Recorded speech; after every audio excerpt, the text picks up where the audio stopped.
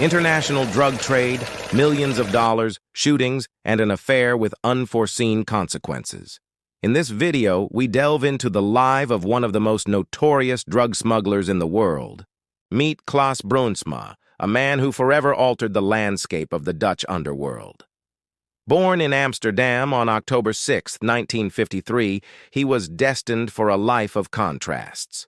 A life marked by choices that guided him to the highest echelons of criminal notoriety. In stark contrast to many underworld figures with humble beginnings, Klaas Bruinsma emerged from a life of privilege. His father, Anton, held the esteemed position of CEO and founder of Rock, a major soda manufacturer in the Netherlands.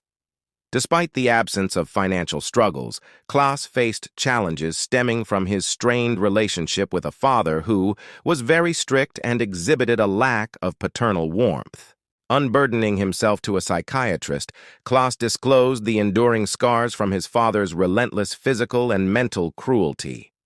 In response, he made a solemn vow to surpass his father in wealth, power, and intimidation, a promise he emphatically fulfilled. Klaas initiated his foray into the drug world during high school, experimenting with hash. He quickly realized the lucrative potential of selling it to friends and peers. At 16, he had his first run-in with the law when caught selling.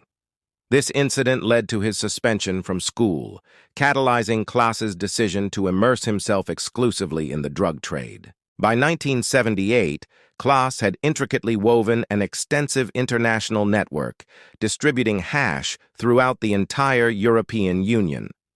While the majority of his merchandise originated from Pakistan, he also maintained connections with suppliers in Lebanon and Syria. To expand and protect his business, he utilized connections within the maritime transport sector, in countries of supply, and within an upper world of small business enterprises and families with no criminal associations that were used for covers and stashes. Contrary to the perspective of law enforcement officers, the networks surrounding Bruinsma never developed into a permanent, structured organization. The supply remained characterized by flexibility, with various entrepreneurs and specialists forming transient alliances. Despite his involvement in international drug trafficking, Bruinsma remained socially active in legitimate circles. He had a keen passion for sailing and often orchestrated sailing events in conjunction with exclusive yacht clubs. The social elite and those aspiring to join their ranks flocked to his events in large numbers. Part of Klaas's prosperity in the drug trade can be traced back to his business partner at the time, Thea Moyar, who was also known as the Godmother.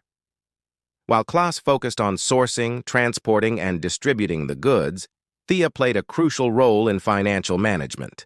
Her responsibilities extended beyond budgeting, as she was the one disbursing payments to the hired assassins whenever someone breached the established rules. With Klaas as the main actor in the drug business, eliminations quickly became commonplace in the underworld. Recognized for both his towering stature and a penchant for violence, he was dubbed De Lange, the Tall One, and De Domine, the Reverend. Uncomfortable with the security provided by regular houses or apartments, Klaas chose to spend the majority of his time in luxurious hotels, with the Amstel Hotel being his favorite. Suite 116 was his regular reservation, and to enhance security, he kept one of his boats docked in front of the hotel.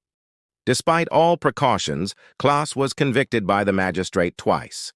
He was first imprisoned in 1976, and a second sentence awaited him in 1979. After his release, he continued his business undeterred and with even more brutality. The following events mark the onset of the downfall of Klaas's distinctive drug empire. Stay tuned to find out why Klaas became the target of a powerful organization and how, even after his death, he caused an unexpected stir in the world of the royals. 1983, not long after his second incarceration, Klaas discovered that he had been betrayed by his business partner. The dispute escalated, culminating in a deadly shootout from which Klaas barely survived with severe injuries.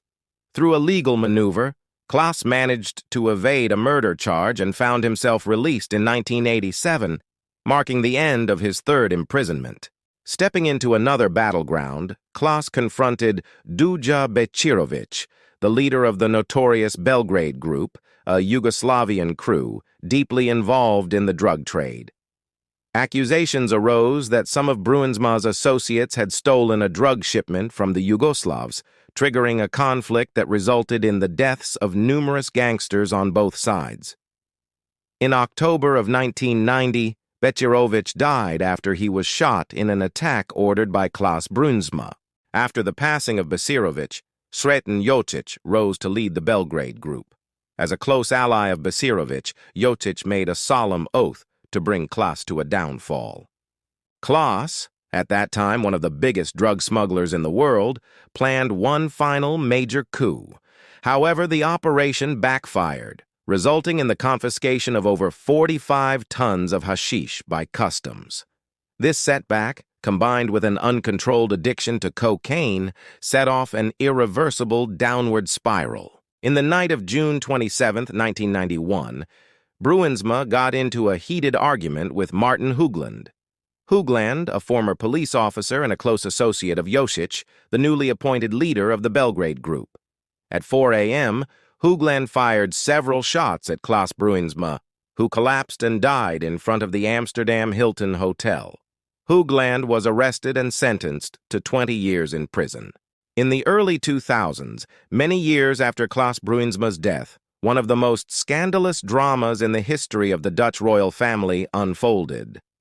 When Mabel Visser-Smit and Prince Johan Friso revealed their engagement, Parliament intervened with a veto.